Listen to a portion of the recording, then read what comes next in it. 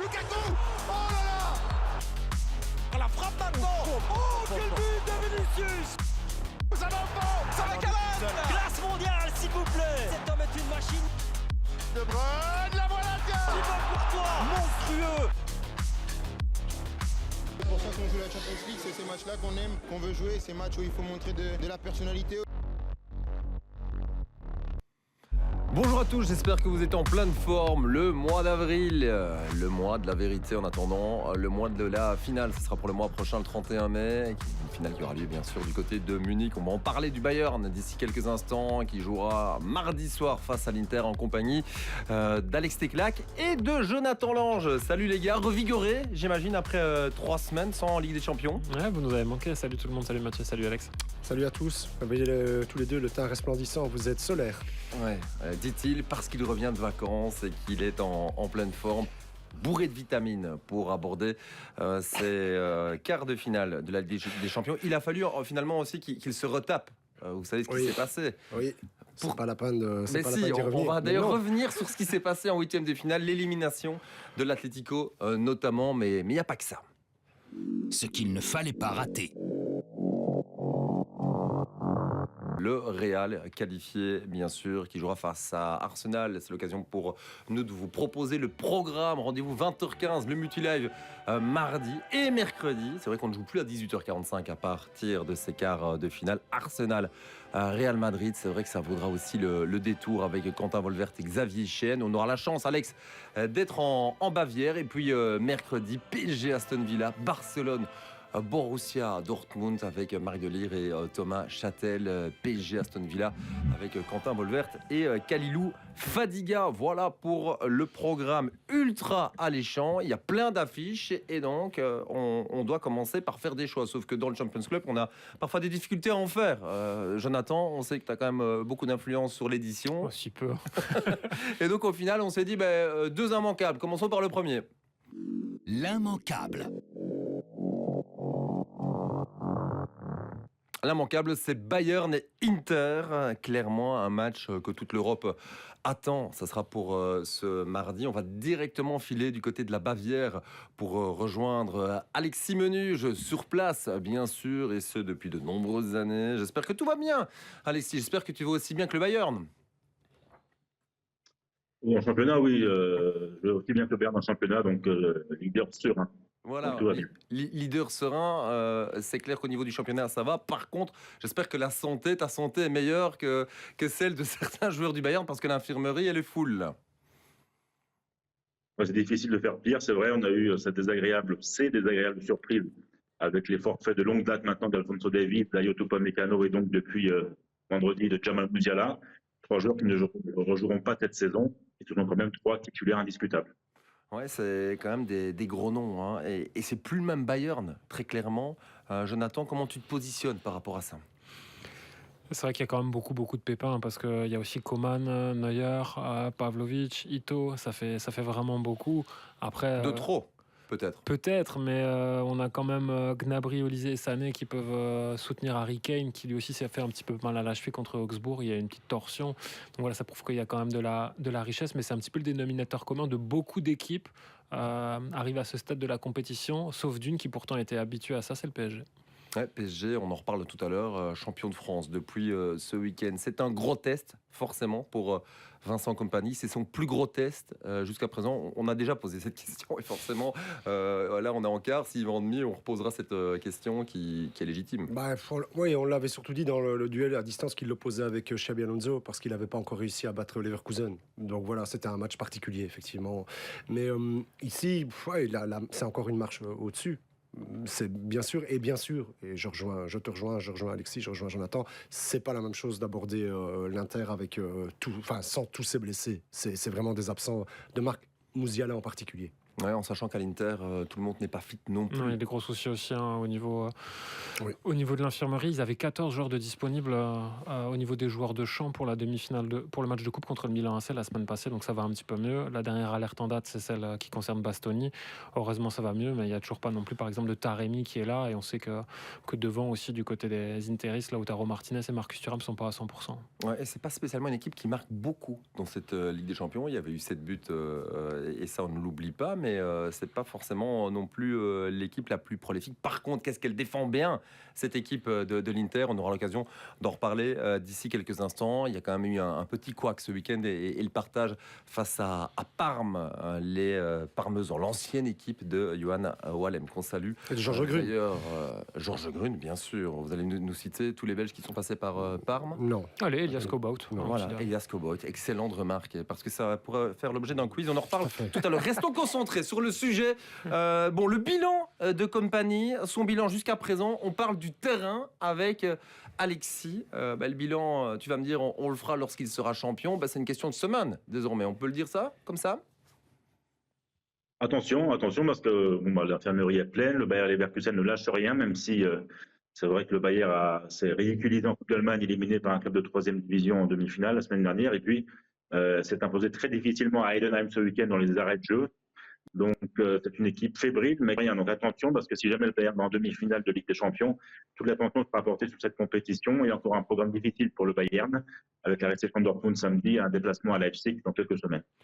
Ouais, grosse semaine finalement pour le Bayern. Tu fais bien de le préciser, Alexis. Une remarque par rapport à ça? Ouais, ce serait quand même à la fois catastrophique et surtout inédit que le Bayern ne soit pas champion, parce qu'ils avaient 8 points d'avance à la trêve. Et en fait, jamais une équipe avec 8 points d'avance n'a pas été championne derrière en Allemagne. Mais quand on regarde les temps de passage, c'est vrai que ceux de Leverkusen étaient complètement dingues l'année dernière. Ils avaient 76 points à cette époque-là de la saison après 28 journées. Là, le Bayern en a entre guillemets que 63. On va dire que c'est un petit peu plus normal après l'exceptionnel bilan l'année dernière des hommes de Xabi Alonso. Donc on sent quand même que ça allait un petit peu chercher quelques poux dans la tête de Vincent Kompany, et surtout on va en parler là, que l'extra sportif en ce moment au Bayern, on a l'impression de revenir à ce bon vieux FC Hollywood. Ouais, exactement. Je reformule ma question, Alexis. Quel bilan peut-on tirer aujourd'hui, en ce début du mois d'avril, de ce que Vincent Kompany a fait depuis son arrivée, avec les plus et les moins d'un côté? Dans l'ensemble, il est positif évidemment, puisque sur le plan du jeu, déjà, on a un Bayern qui redomine son sujet. On n'a plus ce Bayern fébrile de la saison dernière. C'est aussi montrer du caractère. Le week-end à Augsbourg, il était mené, mais les joueurs de Vincent n'ont jamais paniqué, serein. Et je dirais aussi que sa grande victoire jusque-là, ça a été de refaire de Joshua Kimmich un joueur de classe mondiale qui stagnait depuis quelques saisons et qui là est redevenu peut-être le meilleur même à son poste.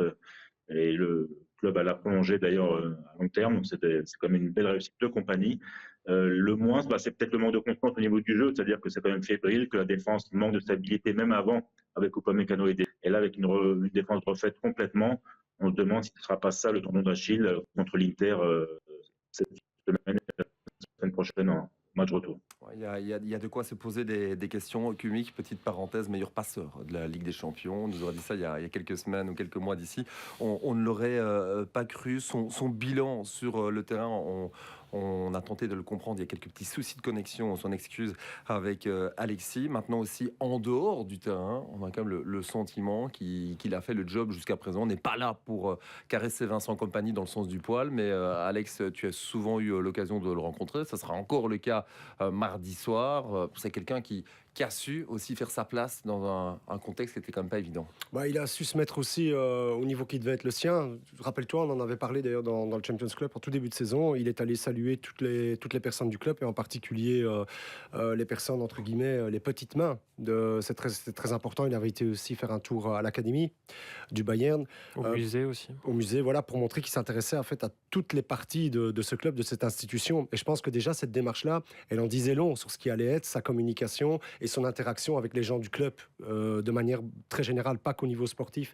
Il a perpétué ça en allant aussi dans des clubs de supporters, parce que tu sais que c'est une tradition en Bavière. On en avait parlé avec Alexis d'ailleurs. Savoir tout ça, ça me paraît finalement être fondamental avant. Mais tout le monde ne le fait pas. Un nouvel élément. Ça hashtag me paraît... Tuchel, hein. Ouais, ça paraît tellement logique. C'est comme quand vous postulez dans une nouvelle boîte, vous vous renseignez quand même tout à fait, mais par rapport à son passé. C'est une preuve d'intelligence situationnelle, parce qu'au niveau de la communication, il sait parfaitement que ça fait partie de son boulot, alors que Thomas Tuchel, la communication, il en a strictement rien à faire en fait, parce qu'il pense qu'il est peut-être presque plus grand que le club, alors que Vincent Kompany, lui, il a quand même l'habitude aussi d'être passé par des institutions, et on le ressent vraiment, je trouve, dans l'image qu'il dégage, que ce soit au niveau du management de son vestiaire, parce qu'il sait parler aux stars, vu qu'il en a côtoyé pendant des années, et aussi dans sa gestion finalement de la force de l'institution. Et je trouve, pour compléter ce que tu dis, plus on est une star, plus on a été une star en tant que joueur, et plus tu as cette attitude-là, plus tu vas attirer de louanges. te concernant, parce que le contraste va être tellement inattendu pour les gens de se dire ah ouais, ce mec est simple, ce mec est humble. C'est peut-être pas tout à fait le cas, on est bien d'accord. C'est Mais l'image qui renvoie. Mais c'est l'image qui renvoie, et c'est très important en termes de communication et de perception de l'extérieur. Voilà,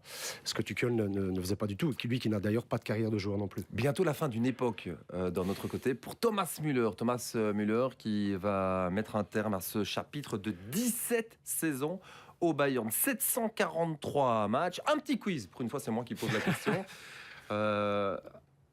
Dans votre mémoire, si vous devez me donner le joueur qui a joué le plus longtemps, donc je parle du football moderne, n'allez pas me chercher un gars dans les années 50 ou 60, le gars qui a joué le plus longtemps pour le même club, on parle donc, je vous donne comme un petit indice, d'un Gallois. Ryan Giggs. Ouais, voilà, c'était un peu trop facile, j'aurais mieux fait de ne pas donner d'indice. Combien de saisons à Manchester United ? 15 ?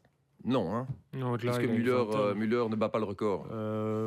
Il a plus de 800 matchs avec Manchester United. Oui, Plus de 900 même. Ouais, 900. Ça fait combien de saisons ? Ça fait exactement 24 saisons. Si. Incroyable. J'étais loin. Ouais. Combien d'années de professionnalisme, Alex Teclac ? 17. 17, comme Müller. Oui, mais bon, Ouais, vous avez comme ce petit point-là qui vous lie. Quoi. c'est juste le seul point quand même. Bon, Müller, justement, on en parle avec Alexis, la fin d'une époque, tout doucement. Comment on a abordé les choses là, du côté de l'Allemagne, lorsque l'information a été dévoilée ? Pour beaucoup de supporters, un grand choc parce que c'est l'idole vraiment de l'Allianz Arena et messieurs, vous le verrez ce mardi soir parce que le bruit, il y aura beaucoup plus de bruit que d'habitude parce que Thomas, du coup, devrait remplacer Jamal Musiala comme meneur de jeu et c'est l'idole de tout un peuple, c'est l'un des derniers mecs, comme on dit dans le milieu, un mec charismatique qui a marqué son époque, qui est pour nous, journalistes, une crème parce que tout le temps, il s'arrête pour nous parler avec toujours une dose d'humour que le Bayern gagnait ou perdu. Ouais, c'est peut-être une époque révolue aussi avec la fin de sa carrière dans quelques semaines. Voilà, c'est quelqu'un de peut-être même le plus grand joueur de l'histoire du foot allemand, pour certains en tout cas en Bavière. Et vous le verrez demain, ça va être vraiment Ça va être quelque chose. très, très émouvant. Ouais, c'est sûr. On espère que ce ne sera pas son dernier match. D'ailleurs, ça serait tellement symbolique d'aller en finale pour lui. C'est ce qu'on souhaite aussi à Vincent Kompany, qui fait donc partie encore des Belges qualifiés pour ces quarts de finale. On pense aussi à Courtois, à Onana, à Tielemans, à Trossard, qui a marqué ce week-end. On en reparle tout à l'heure et on parlera aussi un peu plus tard dans cette émission de Julien Duranville. Je pense qu'il est important et on a déjà quand même bien planté le décor du côté du Bayern de passer aussi au chapitre interiste, l'Inter qui ne fait pas beaucoup de bruit dans cette Ligue des Champions, mais qui est toujours là. On ne sait pas par quel côté la prendre en fait. Autant en championnat, c'est vrai que c'est un peu plus compliqué parfois pour eux. Ils ont perdu des plumes, tu le disais tout à l'heure, contre Parme. Mais c'est vrai qu'en Ligue des Champions, c'est un petit peu la force tranquille en fait, parce que c'est une équipe qui est rodée sur le même système, ce fameux 3-5-2, qui est finalement un héritage de ce que Conte avait fait durant des années. C'est lui qui avait lancé cette mode-là. On l'a vu aussi après en sélection. Et c'est un bloc, c'est compact. Il n'y a pas forcément une star en fait, même si Lautaro Martinez est quand même le capitaine et le symbole de cette équipe, qui se dégage, je trouve, de ce collectif-là, parce que c'est une équipe en fait. Et c'est ça qui la rend vraiment redoutable. Et il va falloir la déstabiliser, je le répète, meilleure défense de la Ligue des Champions. 2 buts seulement, 2 buts encaissés.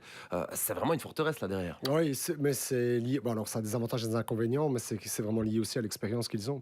Beaucoup de joueurs qui ont des années et des années de Serie A derrière eux. C'est aussi la politique de recrutement de l'Inter, c'est de prendre des joueurs fin de contrat. Malheureusement, ça c'est le point négatif, c'est qu'ils se blessent, parce que c'est des joueurs qu'on peut moins charger, voilà, c'est comme ça. Mais en attendant, ça leur permet quand même d'avoir une équipe qui est vicieuse dans le bon sens du terme. Elle est vraiment, oui, c'est une équipe voilà, qui a déjà connu ce type de situation, Mathieu. Et dans ces moments-là, ça peut faire des différences, Une effectivement. petite question sur les réseaux sociaux, parce que Alex, tu es fort sollicité, notamment sur ta page Instagram qui explose, hein, ton profil Instagram qui explose. Allez le suivre, Alex Teclac. Vous le verrez parfois dans les stades, souvent sur son vélo. La question, qui est favori finalement? C'est la question qui revenait le plus régulièrement sur les réseaux sociaux. À cause des blessures du Bayern, je mettrais l'Inter maintenant. Avant ça, j'aurais dit le Bayern. Mais là, à cause des blessures de l'Inter, du Bayern, pardon, je mettrais l'Inter. Ouais. Pour toi aussi, Jonathan? Ouais, je pense aussi pour le vécu commun qui est plus important. C'est vrai que c'est un nouveau projet finalement dans lequel on est parti du côté du Bayern. C'est une vraie révolution qu'a entamé Vincent Kompany. Peut-être que ça arrive un peu trop vite et il y a ce côté expérience vraiment qui est compliqué à gérer, je pense. Bon, Alexis, j'imagine que tu vas quand même défendre les intérêts de ce club allemand, l'un des 2 clubs allemands encore en lice, hein, on le rappelle, puisque le Borussia, pour sa part, ira à Barcelone. Est-ce que le Bayern peut le faire face à l'Inter ? Bien sûr, on connaît quand même la culture européenne du club. C'est quand même un groupe très soudé, encore plus avec toutes ces blessures. Et puis, encore une fois, c'est quand même un banc qui est riche. Thomas Müller, il veut finir, vous le disiez, sur une note très positive. Et quand je dis note très positive, c'est minimum la finale du 31 mai dans son stade. Et le seul problème, c'est la défense, encore une fois, très fébrile. Et son jeune gardien, Jonas Urbik, on a un petit Manuel Neuer soit de retour la semaine prochaine à San Siro. Mais sinon, c'est vrai que c'est très fébrile derrière. Mais on est confiant parce qu'encore une fois, il y a cette perspective de la finale d'Arouam, comme on dit ici en Bavière, pendant 6 semaines. Et c'est quelque chose qui motive énormément, peut le porter encore une fois très loin. C'est l'état d'esprit qui fait la différence.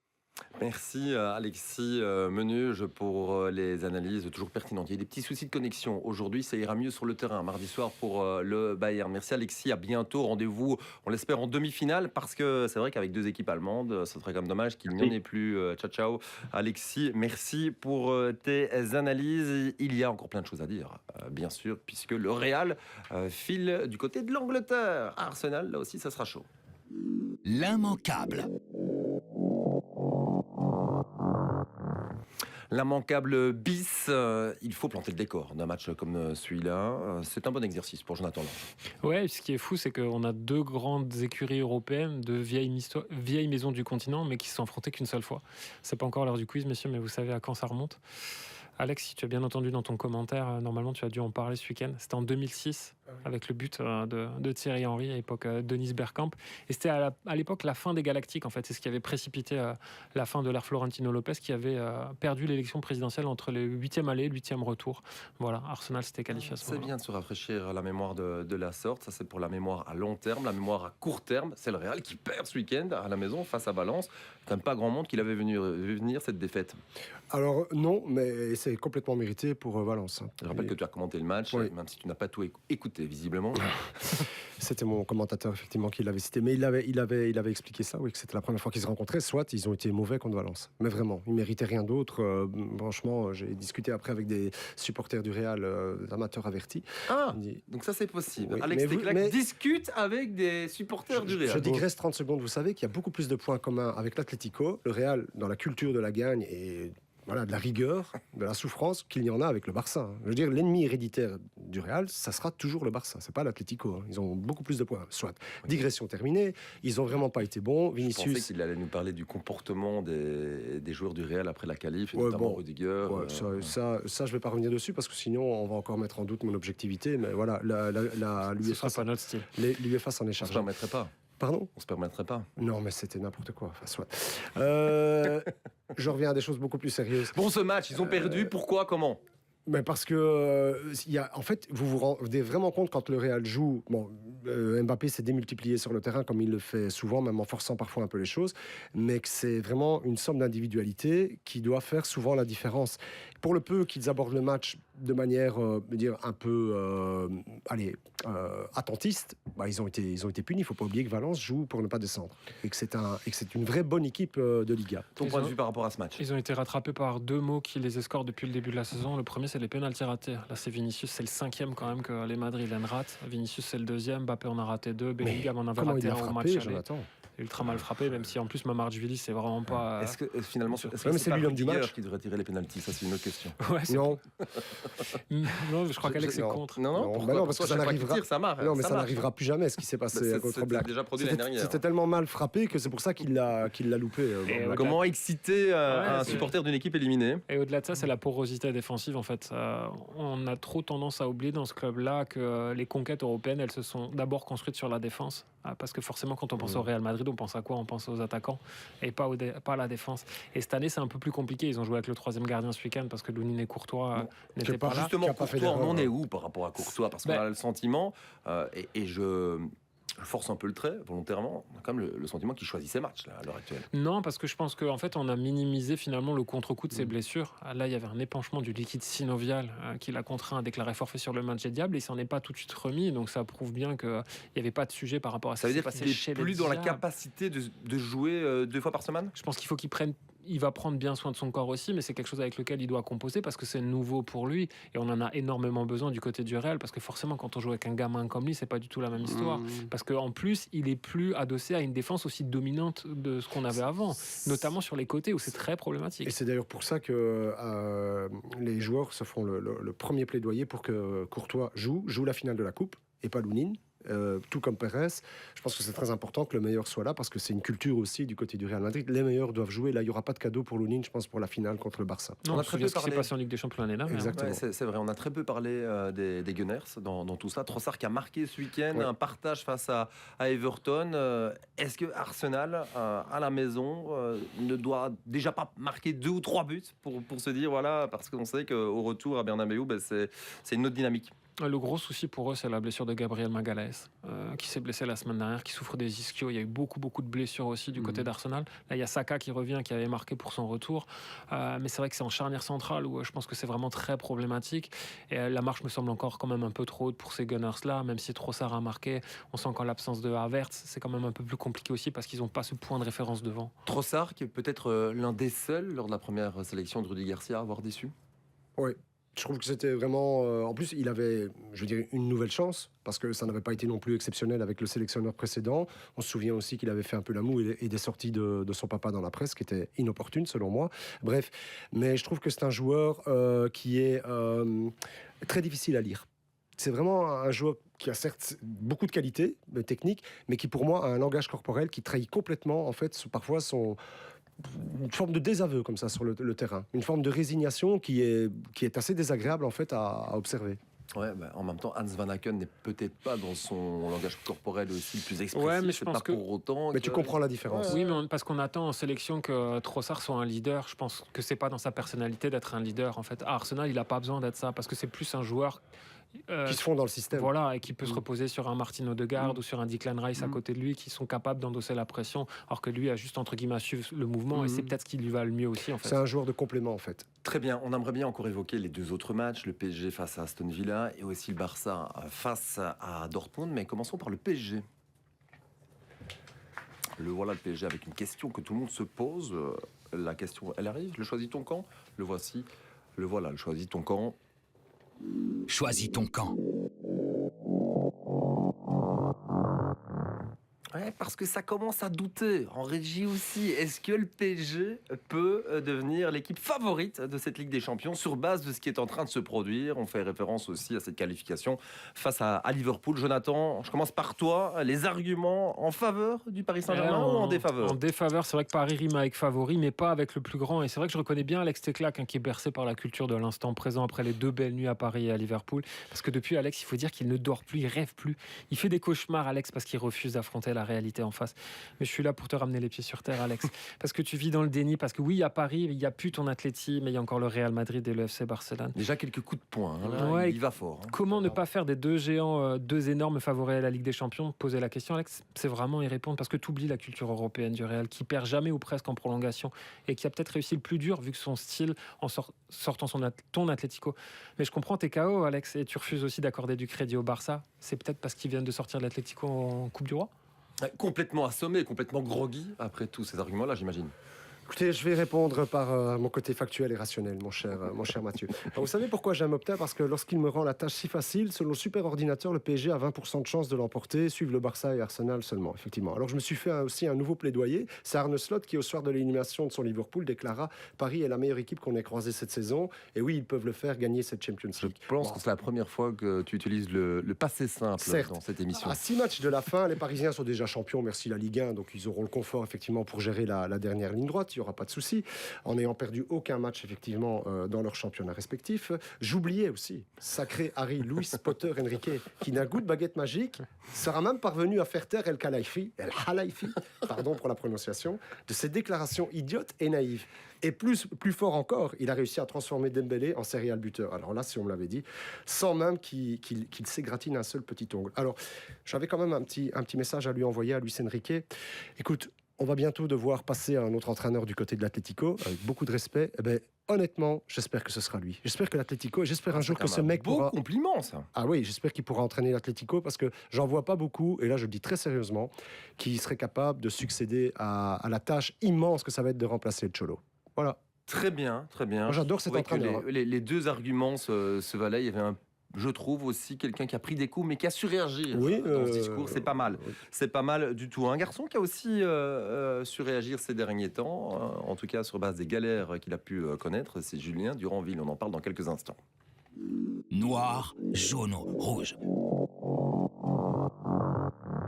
Durant la trêve internationale, on a eu l'occasion de croiser, en tout cas via vidéo call, parce que vous le savez, c'est de plus en plus difficile parfois d'atteindre les joueurs. Quoique vous aurez droit à l'interview de Youri Tielemans aussi dans le multilive, ça sera pour cette semaine, mais aussi donc de Julien Duranville qui, si vous avez bonne mémoire, je n'en doute pas, Jonathan, avait disputé son premier match de Ligue des Champions face au FC Barcelone. C'était à la fin de l'année 2024. On l'écoute à ce sujet, l'ancien Anderlecht. Barcelone, c'était ta grande première en Ligue des Champions. Je te vois avec le sourire parce que ça restera un match qui restera à tout jamais gravé dans ta mémoire. Ça m'a donné aussi plus faim. Vraiment, ça m'a donné une soif de pouvoir continuer à grandir, de pouvoir continuer à rêver de ce genre de match. Il avait fallu apprendre à trouver l'équilibre entre se projeter vers l'avant et puis aussi pouvoir revenir. Surtout maintenant contre le Barça, c'est très, très, très, très, très important. La manière dont il joue, il garde énormément le ballon. Donc le placement, surtout défensif, était très important pour nous. Oui, et c'est vrai qu'on a encore bien en tête ce qui s'était passé ce jour-là. Depuis lors, le bilan de Julien, avec toujours des up et des downs, malheureusement, on sait qu'il y a eu un changement d'entraîneur. Ouais, changement d'entraîneur qui lui a pas été forcément très favorable. Cette saison, c'est 18 apparitions pour 4 titularisations, dont celle face au Barça. Et c'est vrai que quand on est un jeune joueur, quand on est dans une équipe comme ça en crise sportive qui change énormément de coach, c'est beaucoup plus compliqué aussi pour lui. Autant Nouri Sahin, il le connaissait vraiment bien parce que Nouri Sahin était au club, il savait qu'il fallait l'utiliser avec parcimonie, on sentait qu'il voulait le faire monter en puissance. Autant Kovac, les jeunes, c'est pas forcément sa tasse de thé. Il est pas là pour durer, il doit paraître au plus pressé. Donc c'est pour ça aussi qu'il fait peut-être un peu moins appel à Ça va un lui. tout petit peu mieux pour le Borussia Dortmund qui a gagné ce week-end face à Fribourg. Oui, c'est vrai. Bon, après, avec l'effectif qu'ils ont, ils se rapprochent de la première place qualificative pour l'Europe, effectivement. Donc ça va un tout petit peu mieux. Pour revenir sur Duranville, il a joué 60 minutes avec la réserve ce week-end. Donc voilà, pour le moment, il faut qu'il joue. Ouais, c'est déjà et ça. en même temps, je trouve que quand on l'entend dans son discours, il a pris beaucoup de Mais maturité. je trouve vraiment, Mathieu, comment il répond à tes questions, on sent vraiment chez lui, c'est pas un gamin. Il répond pas comme un gamin. Vous savez, comme les gamins aujourd'hui qui sont pas toujours prêts. Mais Alors justement- qu'il arrive à 16 ans. Là, Alors, Justement, voilà. on va l'écouter au sujet du changement d'entraîneur. Et là aussi, vous allez le voir, très pertinent, Duranville. Comment tu as vécu ça? Parce que c'est une saison difficile pour Dortmund. C'est vrai. Je pars du principe que la plupart du temps, tu n'auras pas vraiment un coach longtemps. Donc j'ai juste essayé de faire en sorte de faire le vide un peu dans ma tête. Que si Nouri restait, tant mieux. S'il partait, je dois aussi me préparer pour. Donc voilà, maintenant c'est juste à moi de pouvoir continuer, de pouvoir pusher, de pouvoir prouver que j'ai toujours ma place dans l'effectif. Et en sachant que Kovac, il est plutôt réputé pour faire confiance à des éléments plus expérimentés. Est-ce que c'est quelque chose qui t'ennuie ou justement c'est quelque chose qui te challenge encore davantage? On va dire un peu des deux. Parce que bon, je suis très, très compétiteur aussi, donc le fait que je ne joue pas ou que je sois sur le banc, des fois, ça m'agace. Mais voilà, moi, je fais juste confiance à Dieu et je fais ma part des choses. toute proportion gardée, bien sûr, et j'ai pas envie de lui mettre de la pression, il me fait penser à l'entraîneur du Bayern il y a 20 ans. Dans son discours, beaucoup d'aplomb. J'avais Amadou Onana moi en tête. Ah ouais, c'est vrai, encore quelqu'un qui a énormément de personnalité. Je trouve que voilà, il vaut la peine d'être écouté. Ouais, vraiment. Mais il vaudrait la peine aussi qu'il joue un petit peu plus pour son coach. Mais non, mais c'est pas lui que j'attaque du tout. Hein. C'est parce que vous voyez la manière avec laquelle Dortmund joue maintenant, déjà leur système. Il n'y a pas de place pour lui. Regarde, il joue avec des joueurs intérieurs. Il y a juste Adeyemi qui joue un peu en deuxième attaquant, qui lui a un profil qu'on pourrait apparenter à celui de Duranville. Sinon, pour le reste, Beyer, Brand, Kroos, évidemment, à l'intérieur, et des mecs sur les côtés qui sont des pistons. Quoi. Qu'est-ce que ce Borussia Dortmund-là peut faire face au Barça? On rappelle que le Barça a partagé l'enjeu ce week-end face au Real Betis. Rien, ok, c'est clair. Donc le Barça passe et c'est terminé. Ouais, je pense. Ok, merci. Tout ça pour ça. Finalement, ça nous a quand même permis de discuter un tout petit peu au sujet de Duranville. On en reparlera quand même mercredi, parce qu'il faudra au final jouer sur 2 matchs. Et le match retour, il aura lieu mardi en 8 du côté de l'Allemagne. On se dégage quelques minutes pour parler justement encore d'un joueur du Borussia Dortmund. C'est la belle histoire de Jonathan. La belle histoire.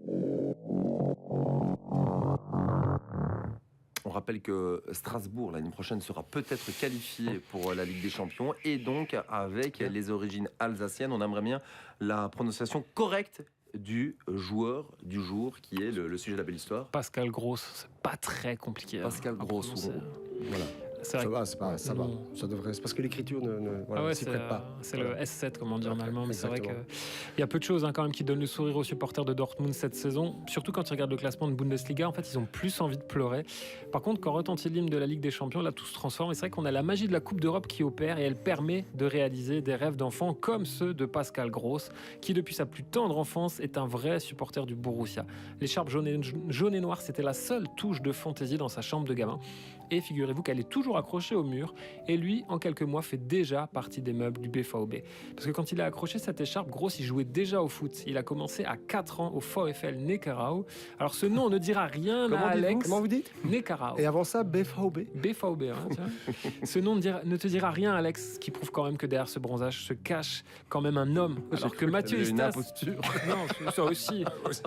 Mathieu, lui, il pensait que le quiz allait concerner ce club de Mannheim. Donc, du coup, il a révisé pour rien l'intégrale de Gernot Rohr. C'est quand même dommage.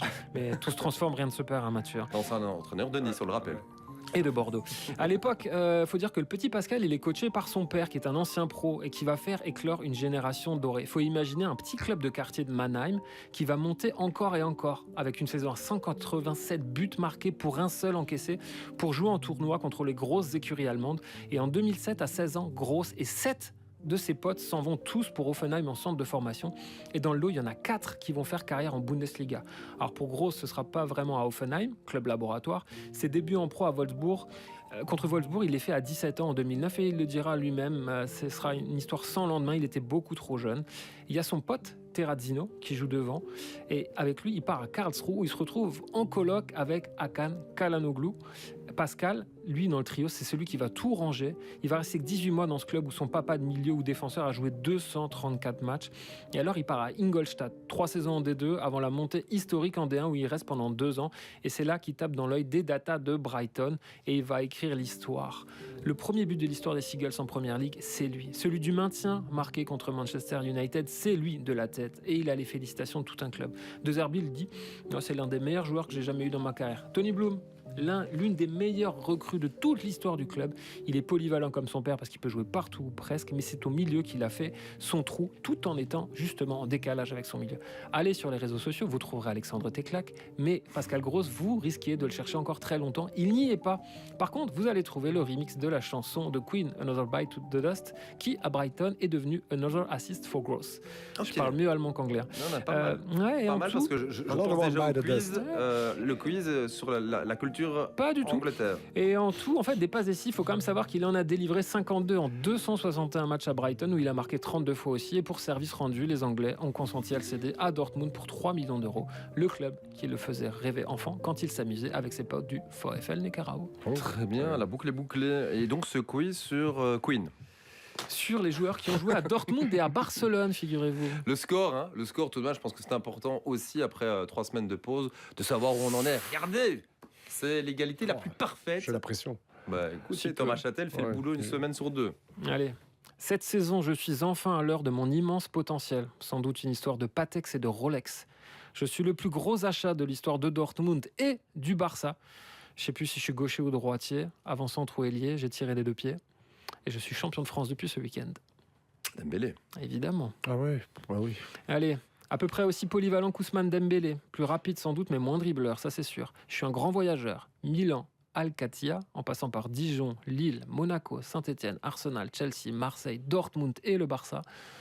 International gabonais. Pierre-Emerick Aubameyang. Merci. Ça va Alexandre? Allez, Allez, je n'en toucherai pas une là.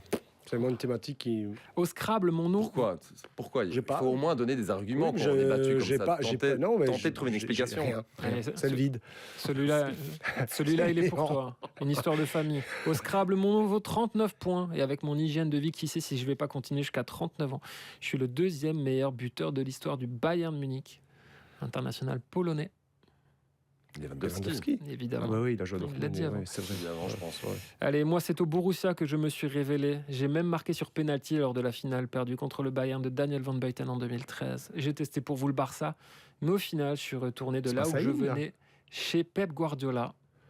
A terminé où Je sais Il pas, est à Guardiola, Manchester City. Ah, il est à City. Il en était Gundogan. reparti. Voilà, bien joué. Ah, mais voilà, un Ouais. petit point, c'est bien. Ouais, Gundogan, ouais. Alors, Ouais, tout le monde. forcé. Tout le monde dans cette liste a d'abord joué à Dortmund, puis à Barcelone, pas moi. D'ailleurs, je suis le seul défenseur du lot. Défenseur central, le seul formé à la Masia. Et je suis maintenant au Betis. J'ai les mêmes initiales que Mario Balotelli. Marc Bartra. Ah ouais. Bravo. Ouais, c'est vrai. Voilà. Pas Celui-là, facile. fallait le Je sortir. pense qu'après ça, on peut terminer cette émission. Oh. 4-1, c'est le score. Et on se retrouve tout de même la semaine prochaine où Thomas Châtel va tenter de revenir dans le coup dans ce quiz. Merci à vous, je vous souhaite une excellente semaine. Merci à tous. Jonathan, Alex et toute l'équipe, bien sûr. Rendez-vous mardi et mercredi dans le cadre du Multilive. On vous assure du spectacle, ça c'est une évidence bien sûr sur Pix Plus Sport. N'oubliez pas non plus les réseaux sociaux, plus que jamais actifs. Rendez-vous mardi, mercredi. Excellente semaine à vous, ciao ciao.